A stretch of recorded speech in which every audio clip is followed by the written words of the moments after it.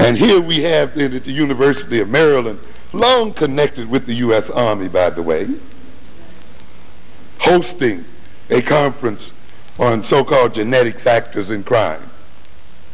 Reagan charged that this meeting, which was canceled, was part of a broader program, a violence initiative, a federal government research agenda, so that this program was only a part of a larger agenda.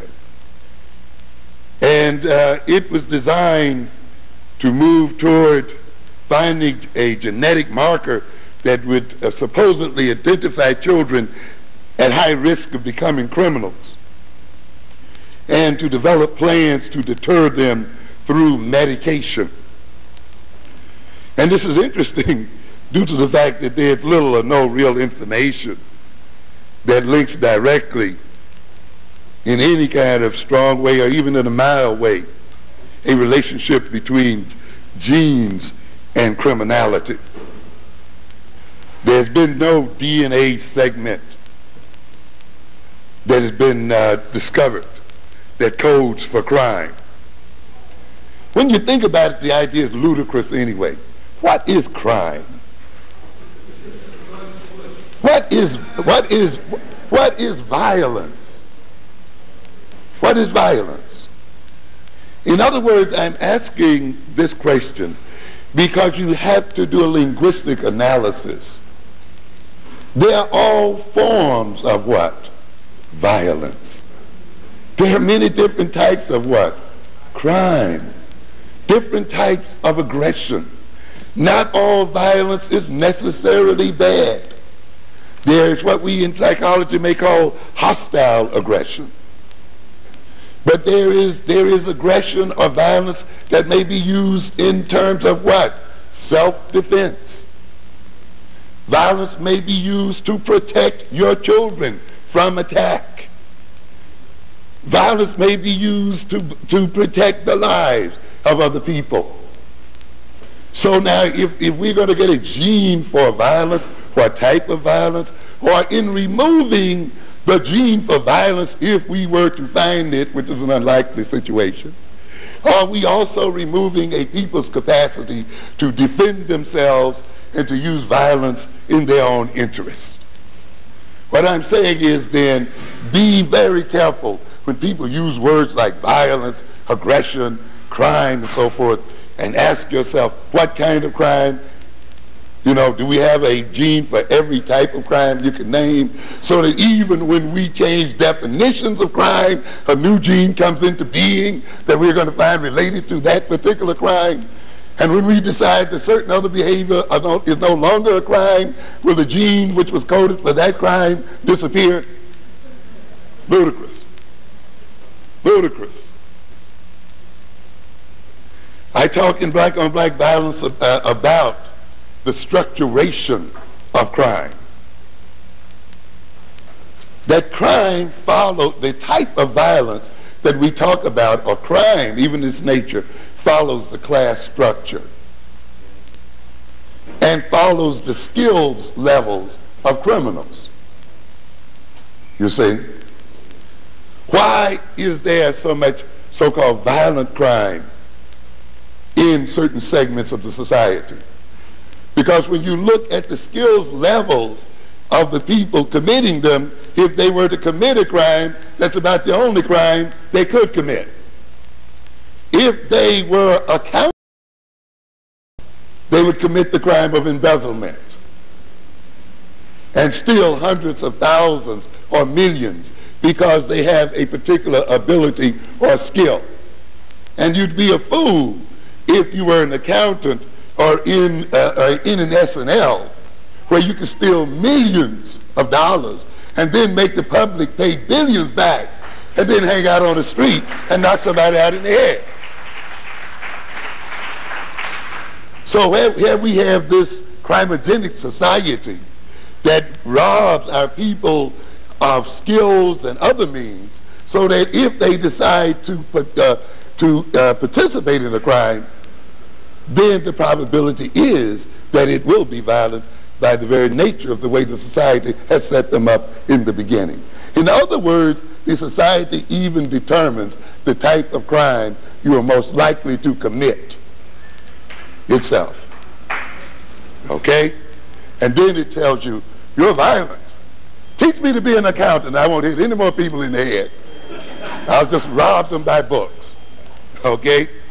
And then they want to talk about white-collar crime and, you know, and the other kind of collar crime. Come on.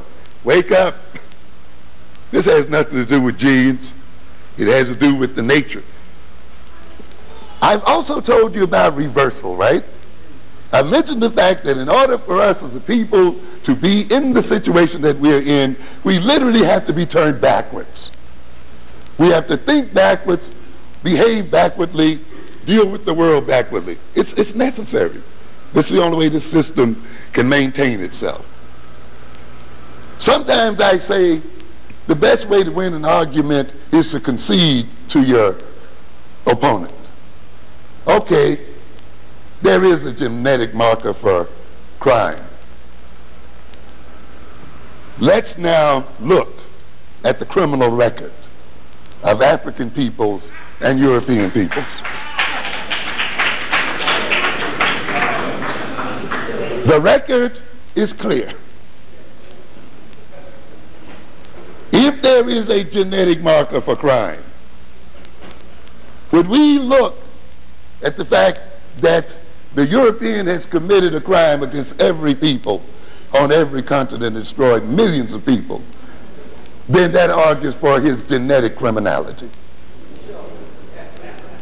And that argues then for us to medicate him and control him.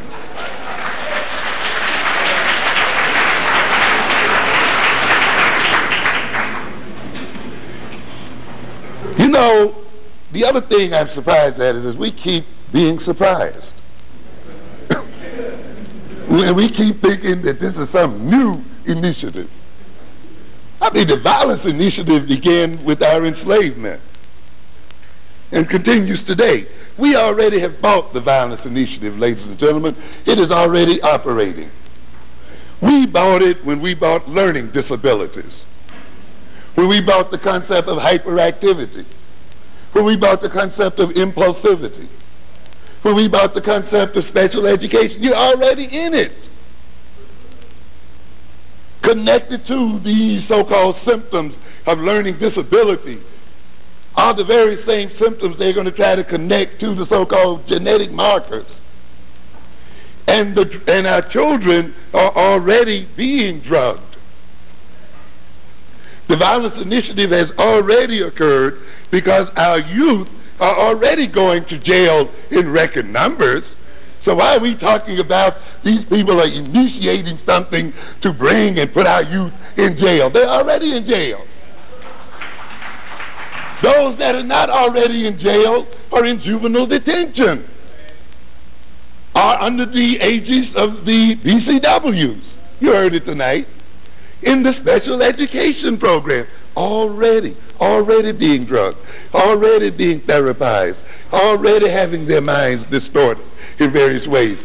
And the worst violence initiative program is the public educational system itself. So this so-called initiative that you're talking about tonight is a mopping up operation. That's all it is. If you're telling me in Washington, D.C. and other places, black youth and black people, 75% are in some form of contact with the criminal justice system already, some 60% in any given day in Baltimore and other areas already in contact with the criminal justice system, well then what will this new initiative do? Just make it what? 100%. We should have already been what? Upset. Why are we kicking and screaming now? We should have been screaming already. This initiative is an old trick in psychiatry and psychology. It's a trick that we call the medicalization of social problems.